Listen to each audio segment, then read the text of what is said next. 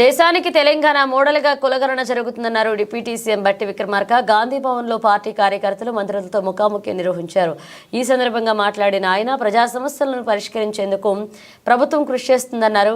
ప్రజలతో సీఎం మంత్రులు మమేకమవుతున్నారని చెప్పారు. ఎన్నికల్లో ఇచ్చిన హామీలను అమలు చేస్తున్నామన్నారు.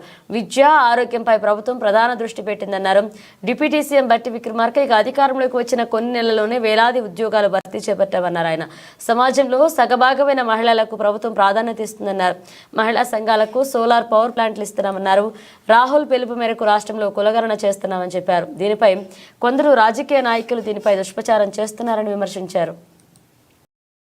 రాష్ట్ర ప్రభుత్వం కూడా చేయలేనంత పెద్ద ఎత్తున పక్కా ప్రణాళికతో ఇంటర్నేషనల్ స్కూల్స్కు తగ్గకుండా ఇంగ్లీష్ మీడియంతో అన్ని సకల వసతులతో ఈరోజు నిర్మాణ కార్యక్రమాలను పెద్ద ఎత్తున చేపట్టి ముందుకు పోతున్న విషయం కూడా మీకు తెలిసిందే.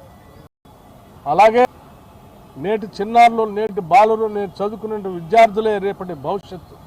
వారు పౌష్టికాహారంతో ఆరోగ్యంగా ఎదిగితేనే ఈ రాష్ట్రానికి మంచి భవిష్యత్తు ఉంటుందనే ఆలోచనతో మేము అందరం ఆలోచన చేసి ముఖ్యమంత్రి గారు రేవంత్ రెడ్డి గారు, మంత్రిమండలి, అట్లాగే కాంగ్రెస్ పార్టీ అందరూ ఆలోచన చేసి ఈరోజు పెద్ద ఎత్తున డైట్ ఛార్జెస్ 40% పెంచి గత 10-12 సంవత్సరాలుగా పెరిగిన ధరలకు అనుగుణంగా ఏ ఒక్కరు కూడా ఆలోచన చేయనటువంటి పరిస్థితుల్లో ఆ పెరిగిన ధరలకు అనుగుణంగా వాళ్ళ డైట్ ఛార్జెస్ కూడా పెంచి వాళ్ళు పౌష్టికాహారంతో ఎదగాలనే ఆలోచనతో చేసిన విషయం కూడా మీకు తెలిసిందే.